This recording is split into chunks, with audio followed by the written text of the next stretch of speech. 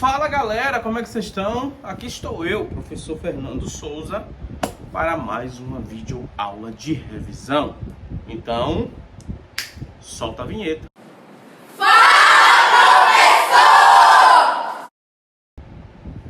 Pois é galera, mais um Fala Professor, para mais uma aula aqui, mais uma revisão. Como é que vocês estão? Tá tudo bem? Chegando no final do ano, né? Coisa boa, né? Coisa boa, coisa boa! Férias! Galera, vamos falar um pouquinho aqui sobre a colonização inglesa na América, no continente americano. Pois é, para você que só acha que somente espanhóis, somente portugueses de Portugal, opa, estiveram na América, não. Outros também tiveram. Os franceses estiveram por aqui, os holandeses estiveram por aqui e os ingleses também não iam ficar de fora. Agora a gente vai falar especificamente sobre a colonização que é tida como diferente na história do continente americano, que é a colonização do norte da América, do querido Estados Unidos da América, justamente a galera lá do norte. Beleza? Primeiramente, para a gente poder falar sobre isso, lembrar e dialogar sobre isso, a gente tem que lembrar que a Inglaterra ela estava passando por um processo diferente, o absolutismo monárquico muito forte, e onde você tem ali a transição de trono, Henrique VIII para Elizabeth I e depois para Jaime, certo? Nesse contexto do absolutismo monárquico, a Espanha e Portugal já tinham iniciado o processo de colonização aqui na América. E a Espanha já tinha encontrado ouro e prata, pois é.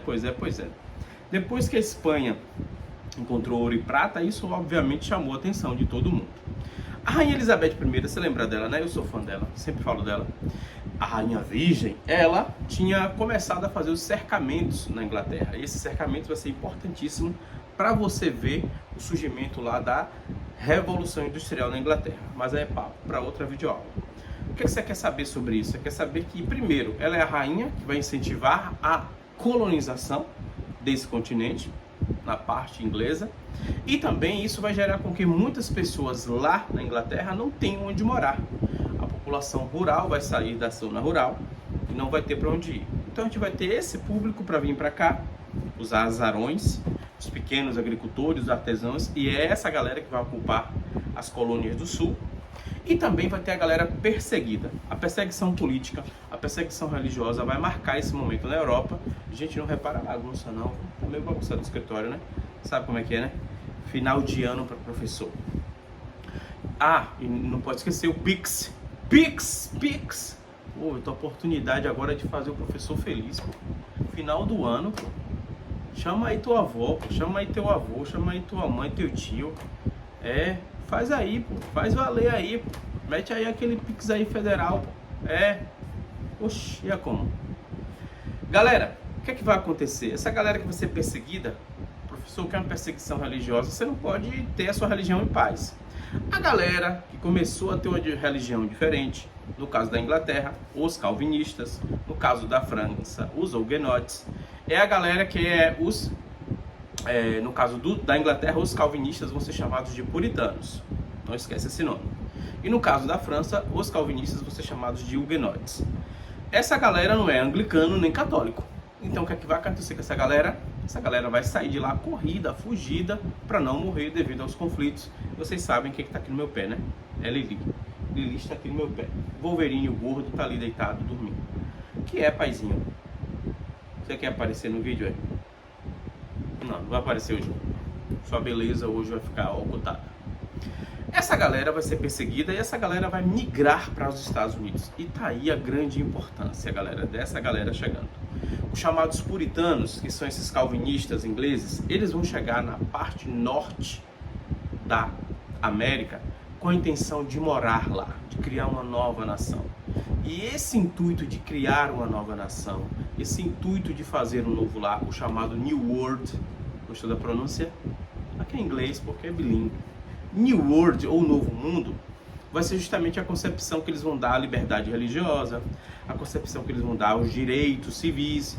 Não é à toa que essa parte norte das colônias nos Estados Unidos que vai formar toda e culturalmente aquela nação diante de uns princípios que eles se consideram donos, que é o princípio da liberdade, é o princípio da democracia plena. Só que aí você vai ter as colônias do norte, que tem esse pensamento, as colônias centrais, que também tem esse pensamento, e as colônias do sul.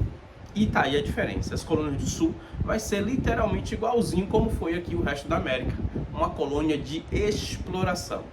A grande diferença é que nessa parte litoral dos Estados Unidos, onde vai ter ali Nova York, New Jersey, Massachusetts, Geórgia, Virgínia, Carolina do Norte, Carolina do Sul. Galera, onde vai ter... Ó o gordão. Vem cá, gordão. Vem cá, gordão. Vem cá, gordão. Ó o gordão. É, gordão. É, gordão. Ó o povo ali, gordão, ó. É, gordão. É, gordão. Gordão, gordão. Só eu posso chamar ele assim, viu? Ninguém mais pode. O que é que vai acontecer? Isso aí vai fazer com que, dentro do próprio espaço dos Estados Unidos, você tenha um tipo de exploração da terra diferente. Uma a gente vai falar de colônia de exploração, que é literalmente igual ao modelo brasileiro, o chamado plantation.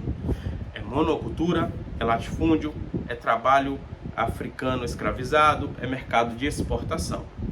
E do outro lado você vai ter chamado o povoamento. O povoamento não deixa de ser uma exploração. Qual a diferença? Aquele pessoal está ali em uma estrutura econômica diferente. É minifúndio, é policultura, é mercado interno e é trabalho assalariado, livre ou servidão temporária. Então essas coisas muito básicas, essas 4 características muito básicas são muito diferentes. Então a gente chama de povoamento porque a ideia é que ali queria se morar para se criar algo diferente. E é isso que vai fazer com que essa colonização seja completamente diferente. Para você que vai estudar ano que vem o 2º ano do ensino médio, ou o 9º ano, ou o 8º ano, na verdade o 8º ano, você vai ver, por exemplo, como é que se dá a conquista do Oeste, como é que se dá a independência dos Estados Unidos e como é que se dá a guerra civil nos Estados Unidos, que é o Norte contra o Sul, a famosa Guerra de Secessão, onde acontece a maior matança dos estadunidenses na história. Os Estados Unidos se envolveu em diversas guerras ao longo da história, você sabe disso, mas onde eles mataram mais foi quando eles lutaram contra eles mesmos. Que engraçado, né? Eles são muito engraçados, os estadunidenses. Mas só para você ter uma ideia, isso aí vai acontecer e a partir disso aí que vai formar a primeira nação livre da América, vamos dizer assim, dentro dos contextos iluministas de uma sociedade moderna. Mas, voltando, acho que vou espirrar, gente. O cara aqui, velho, o cara prevê quando vai espirrar. O cara, rapaz, tá pensando o quê? Voltando ao que eu estava falando. Então, essa concepção dessa diferença você tem que ter na sua mente, certo? Quando é que acontece essa colonização, professor? Essa colonização acontece literalmente no início do século 17. 1602 começa esse processo, e um processo muito interessante é justamente o processo que para o sul vão alguns aventureiros, vão alguns pequenos agricultores, vão alguns monocultores, alguns artesãos com essa ideia de exploração. E mais para o norte chegam os famosos peregrinos. É nos peregrinos então que a gente vai ter a chegada de um povo sem muita coisa, sem muito recurso, sem entender muito de onde é que está chegando, com a ideia de criar uma nova nação.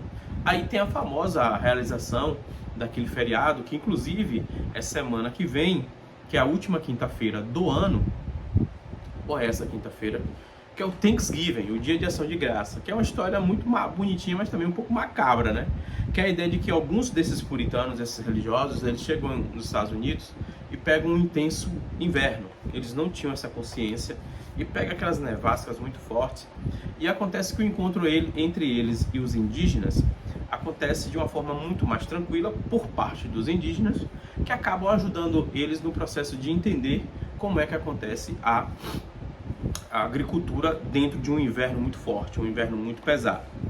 Eles acabam ensinando isso para os peregrinos, para esses puritanos, eles acabam aprendendo essas técnicas, acabam ajudando a construir abrigos, ou seja, os puritanos sobrevivem. E em compensação a essa ajuda, eles fazem o famoso jantar. O jantar acontece justamente nessa última quinta-feira do mês de novembro, para dar graças a Deus. Obrigado, Deus, pela colheita, obrigado por aquele ano, obrigado por ter sobrevivido. E aí eles fazem isso, é um ritual entre os peregrinos e os indígenas, que a parte triste é justamente que logo depois disso acontecido, eles vão começar a tomar as terras indígenas. Na verdade, os nativos norte-americanos eles vão sendo dizimados aos poucos.